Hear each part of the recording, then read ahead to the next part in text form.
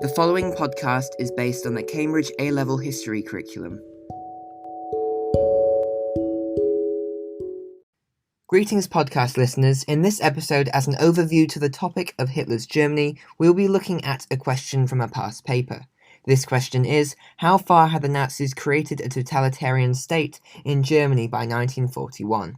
I'll begin with the introduction, in which I will aim to give my stance, define the key terms of the question, and then present a preview of my essay by listing some of the arguments I am going to use. For the purpose of this overview, I'll be going over a few more points than are necessary to answer in the exam. The Nazis had created a totalitarian state in Germany by 1941 to a large extent. By 1941, the Nazi German government was centralized, with Hitler in a dictatorial position and the Nazis having one-party control over government and wider society. Hitler was able to achieve this by implementing one-party rule, repressing opposition with legislature and violence, removing those who did not align with the ideology of the Nazi Party, and using propaganda to indoctrinate citizens, although he faced challenges of opposition from within society and the church. Let's go over a few supportive arguments. Firstly, Hitler was able to end party politics and establish and sustain a one-party rule. He achieved this through legislature as he banned the Communist and Socialist parties in 1933. This allowed him to suppress his key political opponents, who also did not align with the anti-communist beliefs of the Nazi Party. Hitler also introduced the law against the formation of new parties in 1933. This established a one-party state led by the Nazi Party, meaning their position was unchallengeable by other political parties, and the issue of a party politics had been resolved. Furthermore, Hitler brought in the 1934 law for the reconstruction of the state. This meant that all sovereign powers were transferred to the Reich. Finally, the day before Hindenburg's death, Hitler introduced the law concerning the highest state office of the Reich. This meant that upon Hindenburg's death, the offices of President and Chancellor would be merged, forming the role of Führer for Hitler. This effectively ended democracy in Germany, as Hitler became head of government and head of state. Secondly, Hitler was able to establish a totalitarian state by repressing opposition through the use of terror to a large extent. He ordered the Nazis' paramilitary, the Sturmabteilung, to intimidate voters and the general population to vote for the Nazis, and in the end the Nazi Party was overwhelmingly supported in terms of votes. Hitler also used the SA to intimidate politicians. As a result, the vast majority of politicians voted in support of the Enabling Act of 1933, which gave Hitler the powers to make and enforce laws without the involvement of the Reichstag or Weimar President Paul von Hindenburg, meaning he was unchallengeable and in the superior leading position. In 1934, Hitler removed opposition from within the Nazi Party itself. This was achieved through the Night of the Long Knives, in which Chief of the Sturmabteilung, Ernst Röhm, and at least 84 other SA leaders and people of political opposition to Hitler were executed. Finally, Hitler used secret police as a form of terror to discourage and remove opposition. The Gestapo were responsible for tapping into phone lines and intercepting mail in order to identify opposition. Through these various actions, Hitler was able to gain control over the government. The Night of the Long Knives enabled him to have unopposed control over the Nazi Party, whilst the Gestapo ensured cooperation among the people of Germany by arresting those who opposed the Nazis. Thirdly, the Nazis aimed to and achieved their aims of removing undesirables who did not align with Nazi ideology through violence and repression. The Nazis repressed Jews and other racial minorities they deemed to be subhuman. The first Nuremberg Law of September 1935 deprived Jews of German citizenship and introduced the use of medical examination to identify those who were non-Aryan. The second Nuremberg Law, Blutschutzgesetz, the blood protection law, meant that marriage or sexual relations between Jews and citizens of German or kindred blood was forbidden. This was due to the fact that the Nazis wished to pursue their policy of a racially pure Aryan race. The Nazis also persecuted and repressed disabled people. In July 1933, the new law for the prevention of hereditarily diseased offspring meant that any disabled person could be sterilized according to the hereditary health court.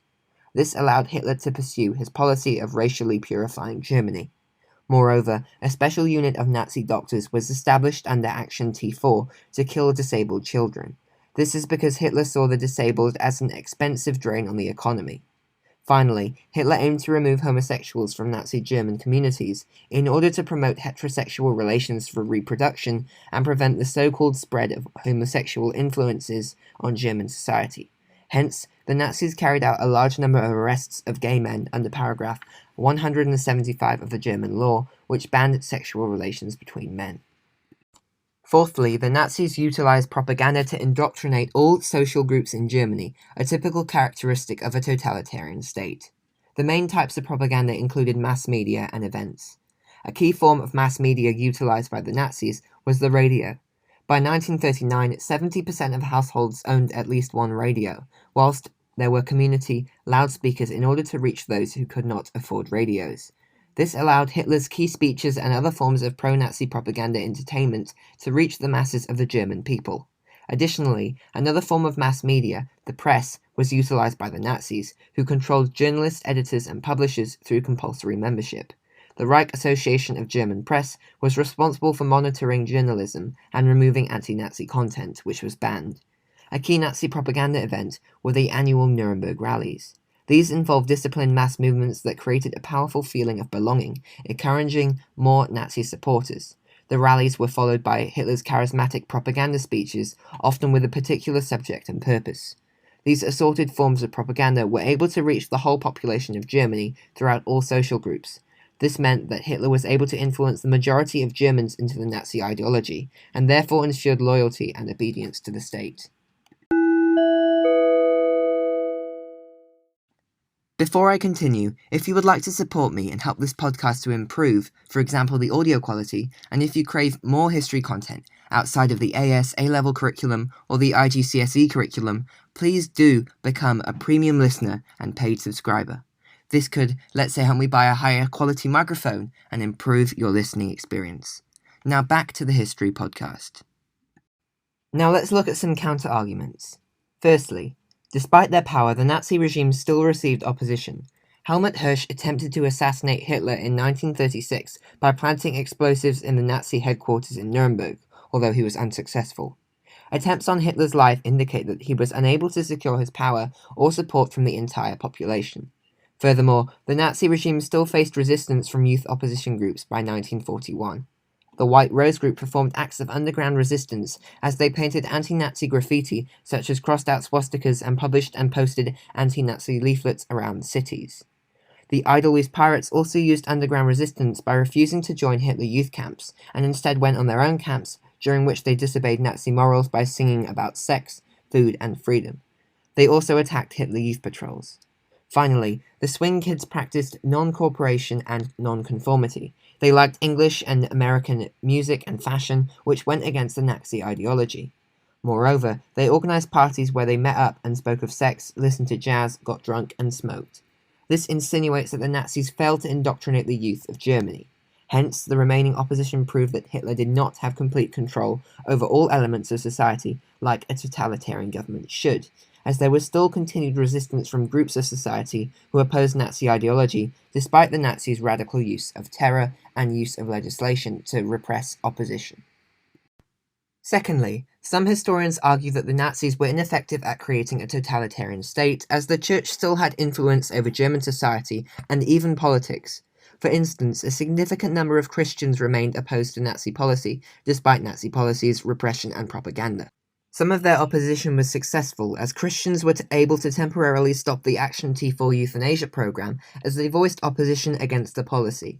Moreover, Protestants practiced underground resistance and nonconformity, as they opposed Nazi policies.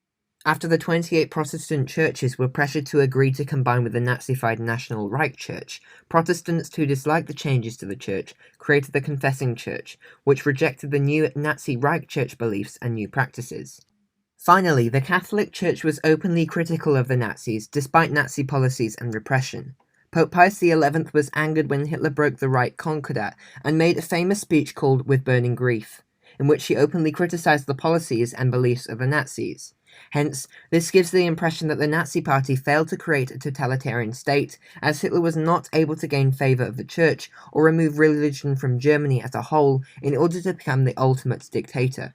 Moreover, division formed between the Church and the state. Religion was important in Germany, and the Pope was a highly influential figure. Since the Church did not fully support Nazi beliefs and ideologies, this limited the extent of totalitarianism in Nazi Germany. In conclusion, the Nazis had succeeded in creating a totalitarian state in Germany to a large extent by 1941. There was no large-scale revolution or uprising, owing to the fact that the majority of the people of Nazi Germany were satisfied with and continued to support the totalitarian regime, and thus did not wish to force the government to transition into one of a liberal nature. The vast change in policy and ideology from the liberal democratic Weimar Republic transitioning into Nazi Germany, a one-party state, asserts the idea that Nazi Germany was a totalitarian state to a large extent. Well, that's it for this episode of my podcast, and for my series on Hitler's Germany. I shall begin my series on Stalin's Russia and my series on the Holocaust shortly. Please do subscribe to be notified when the next episode is released. Thank you for listening to this episode of my podcast. Goodbye.